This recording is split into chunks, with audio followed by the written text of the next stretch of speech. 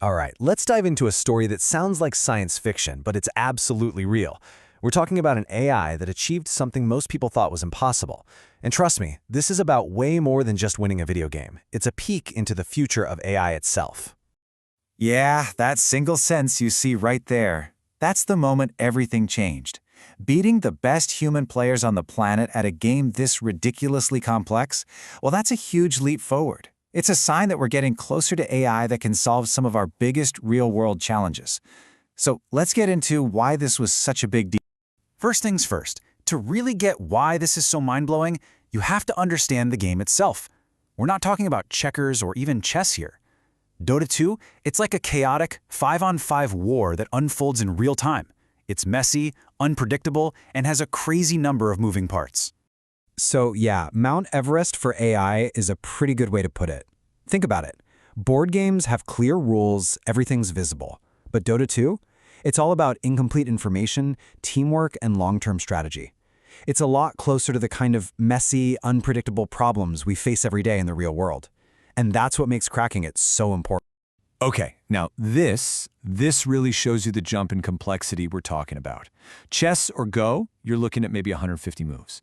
Dota 2, we're talking 20,000 steps. And you can't even see the whole board. But the wildest part, the number of things you could do at any given moment jumps from maybe 250 to 80,000. It's not just a step up, it's a completely different universe of complexity.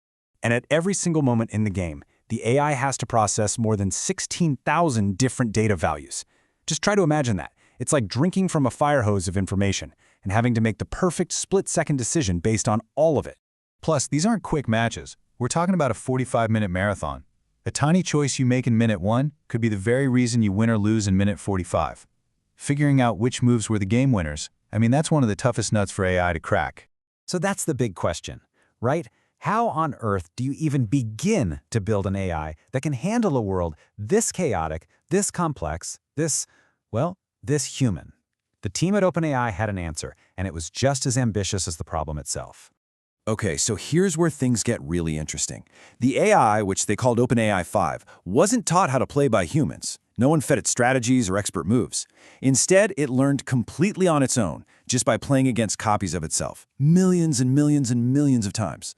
The whole concept behind this is something called reinforcement learning. And it's pretty simple, actually. You give the AI a reward when it does something that leads to winning. That's it.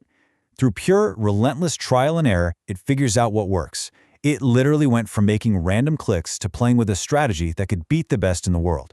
And when we say it learned on its own, we mean it learned at a scale that's just staggering. Look at this comparison to AlphaGo, the AI that famously conquered Go. We're talking a model that's 20 times bigger, trained for 25 times longer. This wasn't just another project, it was a whole new echelon of computing. This is basically the engine room for the whole operation.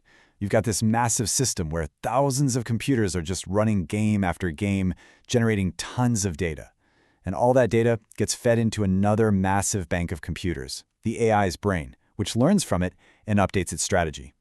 It's this non-stop cycle: play, learn, improve, play, learn, improve, happening millions of times a second.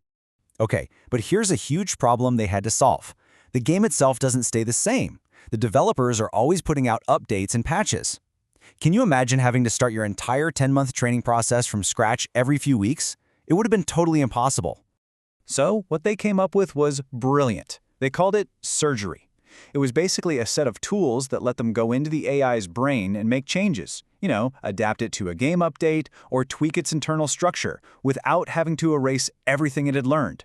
The analogy of changing a race car's engine while it's flying down the track, that's seriously what it was like. And they use this a lot. Over that 10-month training period, the AI had over 20 major surgeries to keep up with the game. It was constantly evolving. They even did one just 8 days before the big final match. That just shows you how flexible and robust this whole system was. All right, so after 10 months of non-stop training, of learning and adapting, it was time. Time to see if this digital athlete could compete on the world stage. It was time for the ultimate showdown, man versus machine. And you can literally see the journey right here on this chart. It starts at the very bottom, basically a player who has no idea what they're doing. But look at that climb. It's just a steady, relentless rise in skill until, eventually, it shoots past the level of even the best professional teams in the world. So what happened? Well, the results were nothing short of historic. OpenAI 5 didn't just compete with the world champions, Team OG, it beat them decisively.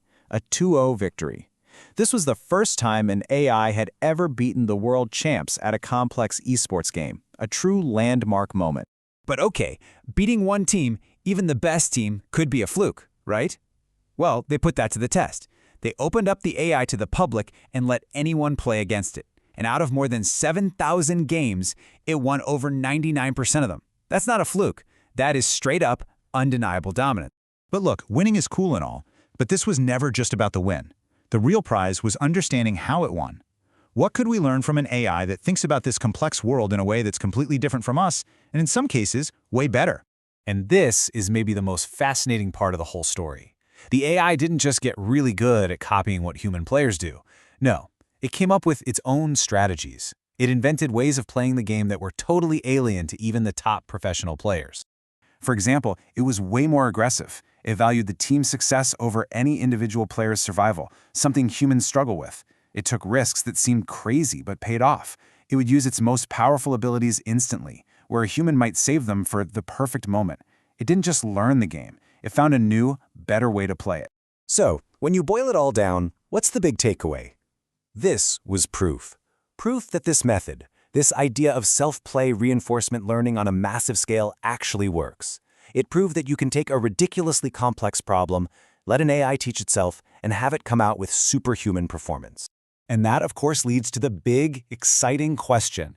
If an AI can achieve this level of creative, strategic thinking in a world as messy and complicated as Dota 2, what's next? What real-world, impossible problems could we solve with this same approach? Think about designing complex systems, optimizing global supply chains, or even discovering new scientific breakthroughs. This wasn't the end of a competition. It was the beginning of a whole new era.